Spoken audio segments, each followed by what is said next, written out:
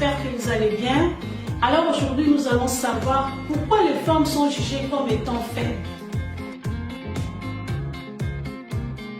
Dans la plupart des traditions et dans beaucoup de parties du monde, les femmes sont considérées comme vues mais ne sont pas entendues. Elles sont vues comme des objets à utiliser et à ridiculiser. Elles sont abusées par les sociétés. Et pourtant on dit à côté d'un grand homme se trouve une femme pour le soutenir, une femme intelligente, sage pour le conseiller, une femme visionnaire pour partager et comprendre ses rêves. En fait, le bonheur des hommes provient de la femme. Bien que les femmes soient considérées comme faibles, mais les rôles qu'elles jouent ne sont pas comparables aux hommes et ne peuvent pas être négligés. Les femmes donnent naissance et ce sont elles qui contrôlent les entrailles, les berceaux et la cuisine. Si tu médites l'importance de ces trois domaines, tu découvriras que c'est les femmes qui contrôlent le monde. Parce que le monde est contrôlé par les entrailles, les berceaux et la cuisine. Cependant, certains hommes voient les femmes comme étant faibles, comme étant inférieures, comme moins que rien. Et ils savent bien qu'ils peuvent exploiter certaines caractéristiques trouvées dans la femme. Par exemple, ils savent que les femmes sont faibles physiquement parlant. Ils font tout possible pour exploiter cette faiblesse. Encore, les hommes savent très bien que les femmes parlent beaucoup plus qu'eux et ils font qu'exploiter cette faiblesse. De plus, ils savent très bien que la femme peut tout croire sans aucune forme de permission et ils exploitent cette caractéristique.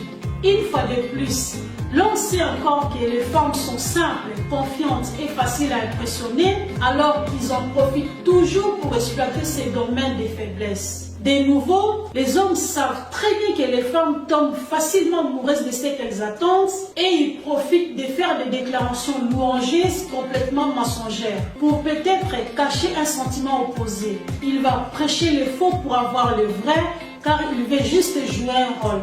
Mais ils oublient que les femmes sont parfois méfiantes lorsqu'elles se font trop complimenter pour rien. Toutefois, l'homme sait que les femmes sont parfois trop naïves et trop gentilles et il ferait tout pour exploiter cette faiblesse. Vous devez devenir des hommes de valeur dignes de vos noms. Essayez plutôt d'être des hommes de principe et non des hommes de position. Vous savez quoi?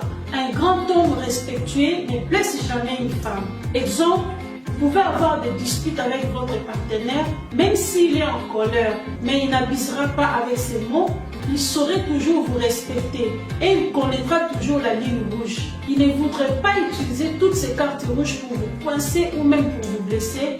Il aura toujours un fort respect pour vous et pour lui-même. En vérité, un petit homme sage est plus estimable qu'un grand homme grossier et sans esprit. On n'a pas besoin de dire que vous êtes vraiment grand. En fait, un homme de valeur, c'est un homme franc qui va vous dire ce qu'il pense et qui n'a pas peur de vous dire qu'il ne va pas s'engager avec vous. Ce sont des hommes qui savent où ils vont et ce qu'ils veulent dans leur vie. Cela permet de ne plus perdre de temps pour rien. Un grand homme doit aimer la contradiction. Par contre, un petit homme n'aime pas la contradiction. Il est tellement complexé, tellement petit en esprit, donc il n'a pas confiance en lui. Il va commencer à se faire très important, très supérieur, très fort pour rien. Il aime dominer les autres pour se sentir très important, tellement qu'il n'a pas confiance en lui. Un petit homme aime toujours être écouté. Il ne supporte pas la contradiction. Il ne supporte pas les reproches ni l'opposition.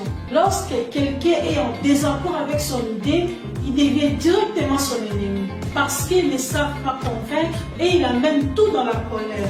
Je peux être contre ton idée, mais je ne suis pas contre toi. Donc pour un petit homme, il faut toujours dire oui, oui, amen.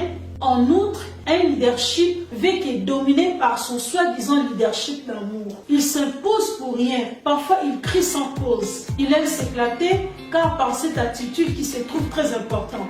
En fait, c'est comme un fou. C'est pour cela les femmes intelligentes préfèrent rester seules que d'être mal accompagnées. Elles préfèrent attendre longtemps plutôt que de se marier avec la mauvaise personne. En fait, chaque homme a besoin d'une femme dans sa vie. Parce que la femme a un rôle très important qu'elle joue dans la vie d'un homme. Dans la Bible, Dieu a dit, il n'est pas bon que l'homme soit seul.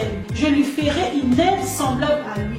Car Dieu n'a pas voulu laisser un homme seul par lui-même. En fait, la femme est une partie de l'homme.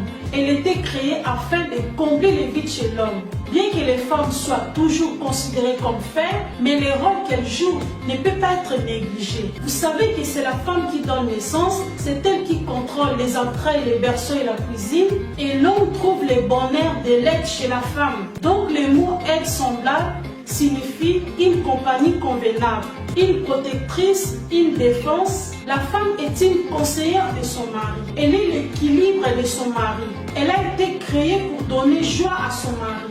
La femme est un bouclier pour son mari. En effet, quand Dieu a créé la femme, il voulait qu'elle puisse accomplir un bon nombre de rôles chez son mari parce que Dieu savait que la femme est une puissance. Donc, il n'est pas bon de considérer la femme comme un objet à utiliser et à ridiculiser.